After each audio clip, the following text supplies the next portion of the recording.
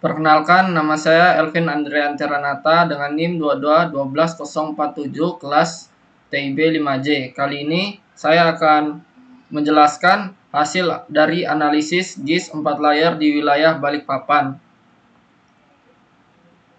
Dan untuk yang pertama adalah layer poin puskesmas, dan yang kedua adalah layer line string itu di bagian sungai, dan layer poligon ada di pemukiman, dan layer building dan road disebut layer dan remote sensing, bangunan dan jalanan. Dan pertama-tama kita akan masuk ke bagian puskesmas. Di ini puskesmas disimbolkan dengan beberapa titik yang ada di dalam map ini. Dan langsung saja kita ke analisisnya. Di analisis yang saya dapat dari puskesmas, tentang puskesmas ini, ketimbangan distribusi lokasi kesenjangan wilayah urban dan pinggiran. Wilayah urban seperti kota, Balikpapan kota memiliki lebih banyak puskesmas karena populasi tinggi,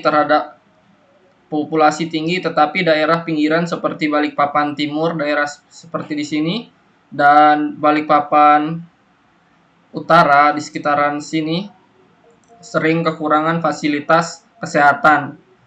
Beberapa daerah terpencil atau pedalaman sulit dijangkau oleh masyarakat karena jarak yang jauh dari puskesmas terdekat.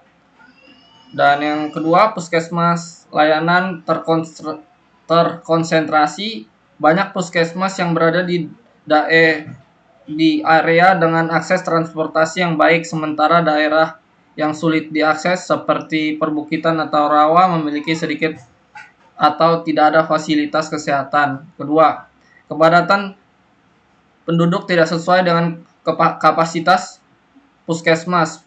Permintaan berlebihan di wilayah padat penduduk daerah seperti Balikpapan Selatan di sekitaran sini, dan Balikpapan Kota di sini.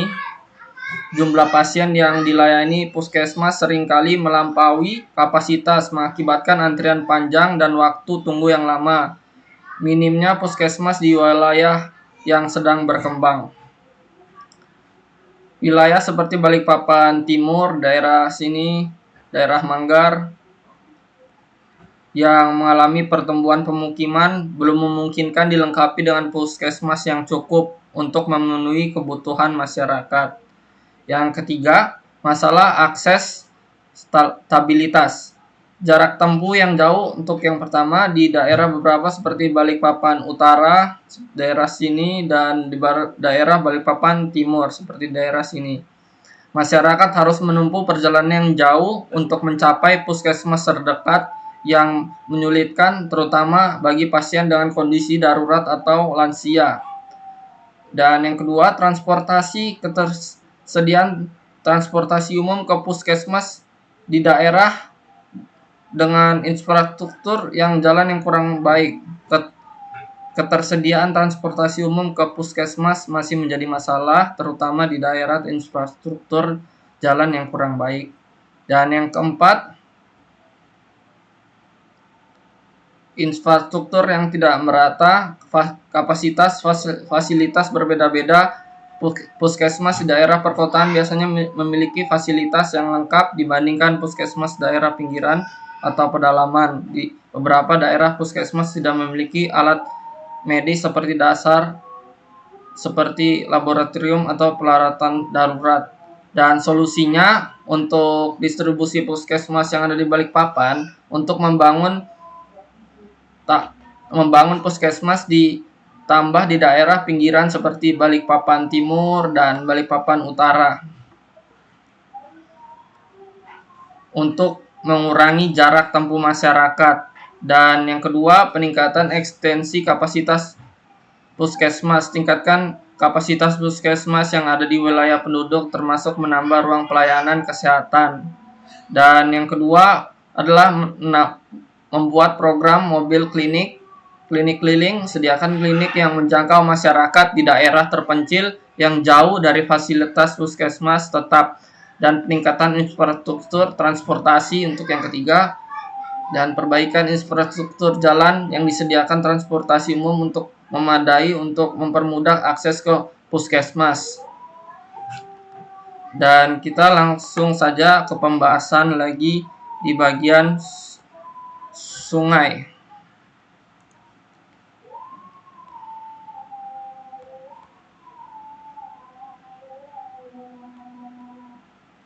Permasalahan distribusi di Balikpapan, permasalahan distribusi sungai yang ada di Balikpapan tidak meratanya penyebaran sungai di beberapa wilayah. Masalahnya, sungai di Balikpapan tidak tersebar merata di seluruh wilayah kota, wilayah tertentu terutama yang berkembang pesat seperti di Balikpapan Utara, sekitar sini.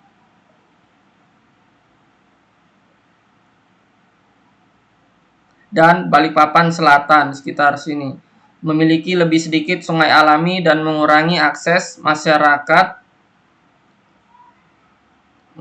terhadap sumber air bersih dan memperburuk potensi banjir. Daerah pesisir dan sekitar industri seperti Karyangau, Muara Rapak, dan cenderung kekurangan sungai alami yang berfungsi untuk menyalurkan air hujan. Akibat wilayah yang kekurangan sungai alami cenderung lebih rentan terhadap banjir karena tidak memiliki saluran air alami, mengurangi kapasitas resapan air dan meningkatkan kemungkinan terjadinya banjir pada saat musim hujan. Yang kedua, pencemaran dan kerusakan ekosistem. Masalah sungai di Balikpapan tercemar oleh limbah domestik industri terutama di kawasan kota Balikpapan Kota dan Gunung Bahagia di sekitaran sini, yang berdekatan dengan kawasan industri. Pencemaran terjadi akibat pengelolaan limbah yang tidak memadai, baik itu limbah rumah tangga maupun limbah pabrik. Akibatnya air sungai menurun drastis, membuat sungai tidak lagi dapat digunakan untuk sumber air bersih, irigasi, dan keperluan lainnya bergantung pada air bersih. Gangguan terhadap ekosistem sungai termasuk berkurangnya keragaman hayati seperti ikan dan tumbuhan air. Yang ketiga, sedimentasi dan penyempitan alur sungai. Masalah penyempitan alur sungai karena segmentasi terus menurun akibat erosi tanah, pembuangan tanah, dan aktivitas sekitar dan bantaran sungai. Hal ini menyebabkan sungai menjadi dangkal dan kurang efisien menyalurkan air. Akibatnya berkurangnya kapasitas yang menyebabkan banjir dan curah tinggi dan menurunnya air karena terbawa sedimen kotoran lainnya. Dan yang keempat, pengurangan infrastruktur drainase dan pengelolaan sungai. Sistem drainase wilayah untuk Balikpapan belum optimal untuk menangani aliran sungai wilayah bangunan pemukiman seperti daerah sekitar Sepinggan di sini, teman-teman.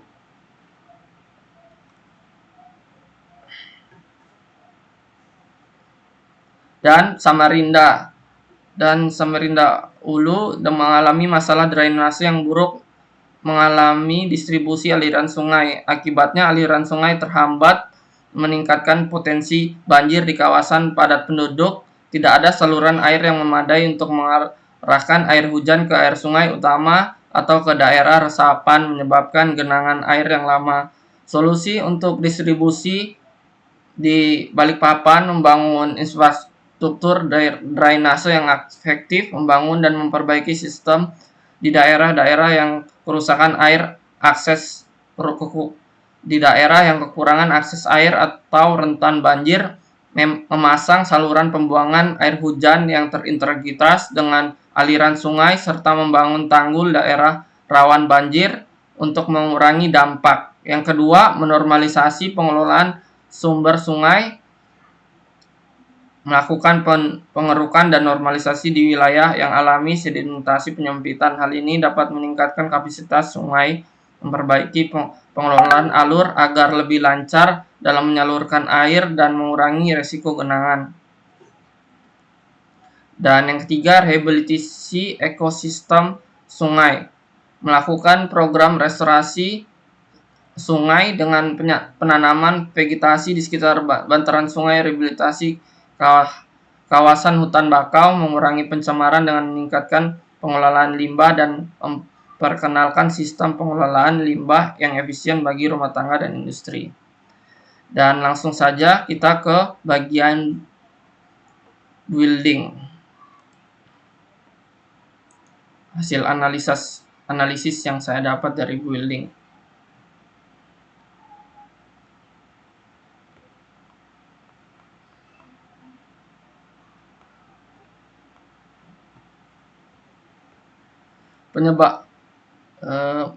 Hasil yang saya dapat, masalah lingkungan dan sampah kepadatan bangunan seringkali berdampak pada masalah lingkungan, terutama dalam pengelolaan sampah. Jika tidak ada pengelolaan sampah yang baik, maka sampah bisa menumpuk dan menyebabkan polusi lingkungan. Dan yang kedua, keterbatasan ruangan hijau. Semakin banyak rumah berdekatan, semakin sedikit ruang hijau yang tersedia. Ini bisa mengurangi kualitas udara dan membuat lingkungan terasa lebih panas serta kurang nyaman. Dan yang ketiga, memudahkan penyebaran penyakit karena rumah yang berdekatan, terutama penyakit menular melalui udara atau kontak fisik seperti flu atau demam berdarah. Lingkungan yang padat penduduk lebih sulit dikontrol kebersihannya sehingga bisa menjadi tempat berkembangnya penyakit. Dan untuk solusinya, meningkatkan ruang hijau, menanam di sekitar rumah atau menciptakan tanaman komunitas dapat meningkatkan kualitas udara dan mengurangi polusi. Ruang hijau juga dapat memberikan keteduhan dan menambah keindahan lingkungan. Dan yang terakhir, kita akan ke analisis bagian road.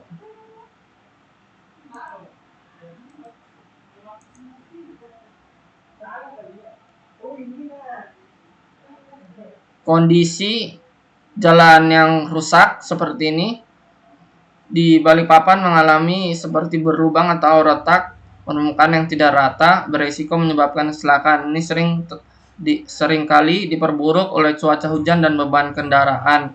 Dan kadang-kadang di daerah jalan yang ada di Balikpapan memiliki jalan yang sempit dan harus diperluas. Dan mungkin untuk pemerintah untuk lebih memperhatikan di daerah perjalanan yang ada di Balikpapan untuk memperluas. Dan untuk solusinya, solusi yang saya berikan adalah memperbaiki dan pemeliharaan jalan secara berkala, yang rusak secara rutin, terutama jalan berlubang atau retak, pemukiman yang tidak rata agar tidak semakin parah, dan melakukan pengaspalan diulang di titik-titik kritis yang sering mengalami kerusakan. Itu saja yang saya bisa katakan dan hasil dari analisis saya. Sekian dari saya, mohon maaf bila ada kekurangan atau salah kata. Sekian dari saya, terima kasih.